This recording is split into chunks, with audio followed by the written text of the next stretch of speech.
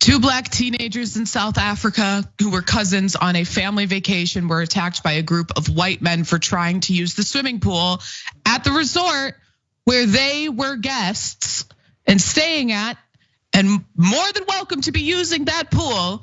But three of those white men who attacked them have now been arrested and charged, 2 with assault and 1 with attempted murder.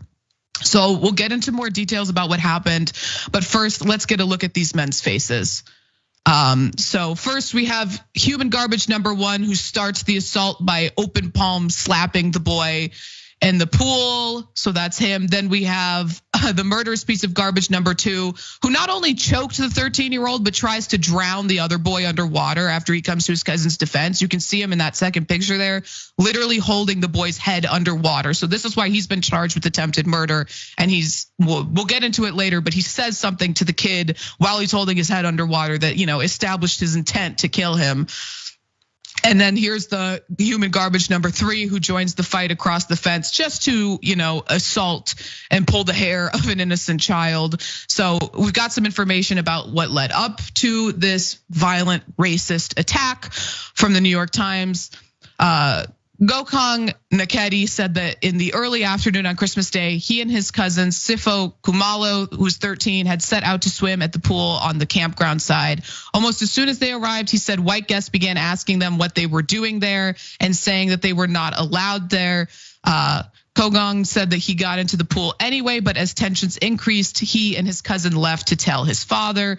Mr. Nakedi, who's 58, said he went to confront the men who had stopped his son and nephew. It appeared, he said, they thought the teenagers were not guests at the resort and therefore not allowed to use the pool.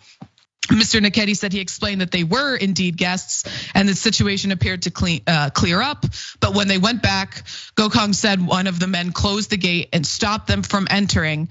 An argument ensued with Gokong and the man jabbing their fingers at each other, according to security footage from the pool provided by the Nakedi family, who said the resort's manager had turned it over. So we have that security footage. So let's take a look at that so we can get an idea of what's going on. So here is the pool. And you can see in the corner as the 2 boys are approaching, and then you can see this person walk up and close the gate to prevent them from entering the pool. And you can see there's people in the pool right now, but the boys are, having a conversation with him, trying to explain that, they're guests, they're allowed to be there. So there's like a little argument going on, but then you can see here, they just walk around and hop the fence to jump in the pool because they have every right to be using that pool. And as soon as they enter, all these racist, white people in the pool jump out. And so then the teens are trying to swim and genuinely just minding their own business while these adults are verbally berating them before they start physically attacking them. So that's the security cam footage there.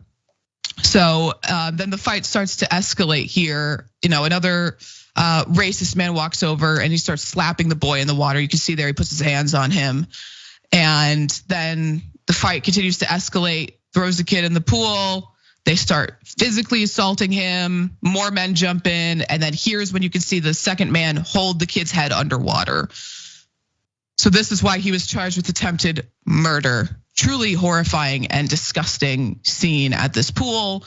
Those boys had every right to swim there.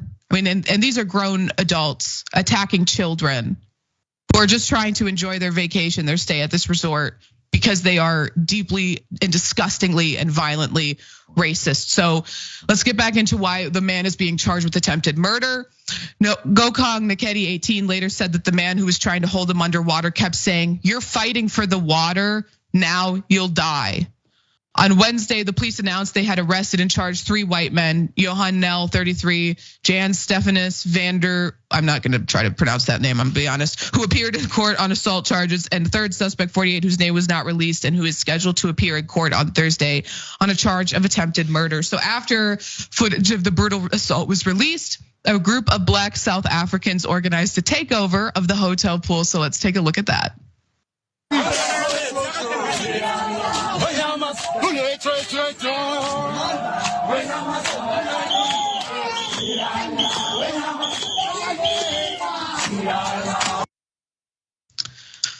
I'm good for them. I'm grateful. I'm glad that they are, the South African government seems to be taking this seriously and prosecuting these men. Of course, we all know South Africa has a horrific history of apartheid and racism, and that it's continuing to have that history. The same thing we see here, the civil rights movement advanced, advanced the rights of people of color in this country, but did not end racism. We still see racism today, not just in our institutions, we see it on an individual level.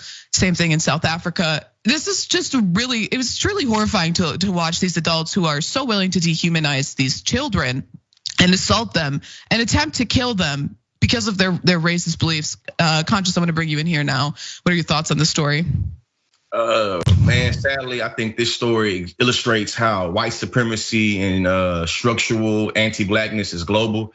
We see that literal descendants of European invaders, European colonizers, European settlers are able to see the descendants of native South Africans as being not able to be there, or it's not being allowed there. It's not being, you are not supposed to be here. You know what I mean? So to me, it's just being able to understand how particular individuals are emboldened to kind of be a vigilant or to be a police that's able to police Black bodies and saying where they can be at and where they can't be at. And it just shows how it's almost like international, how regardless of what, you feel me, orientation you have towards African peoples, you feel me, something about when you come from Europe and you have a relationship to Black people and you relate to those Black people in its historical scramble for Africa way and make it where you justify doing things like this. The last thing I'll say to end this rant is we should watch this case, specifically how Western media talks about the due process that these 3 white gentlemen get.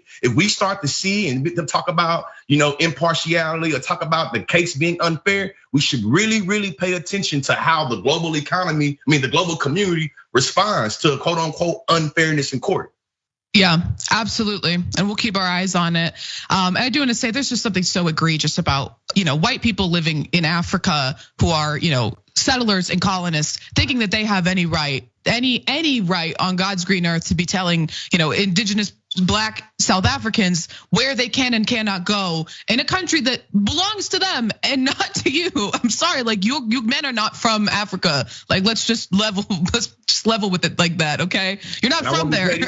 I want to be petty real fast. I'm sure Elon Musk is very happy. I'm sure Elon Musk is happy. You feel me? I know he's happy because I recognize how he likes to exploit Black bodies and be able to use Black bodies to be able to prove his humanity and prove his ego. You see what I'm saying? That's a part of, to me, when I was in college, I learned, through my degree of African American studies about this concept called like white psychopathology. And through the concept of white psychopathology, you're able to see how bodies, how bodies relate towards each other and how there's always a superiority complex. You feel me? When I learned about anti-Blackness, I seen how Black people are rendered socially dead. Whether you're a Black person in the Caribbean, a Black person in South Africa, or a Black person in America, we recognize that the law, structures, and institutions usually orient themselves towards you in a particular way that justifies your brutality or justifies your social death. Again, it's going to be very, very, very interesting to see how the global community looks out for their fellow whites in that South African court.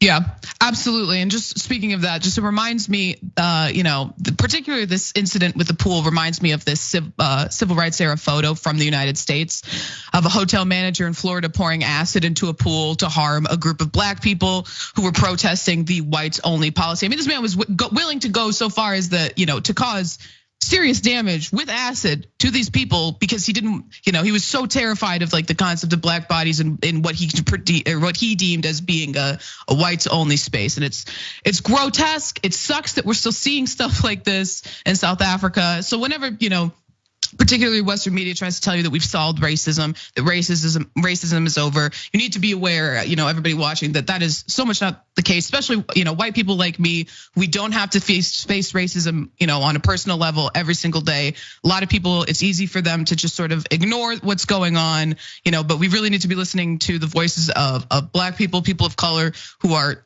telling these stories of the racism that they face so that we can continue to fight it together.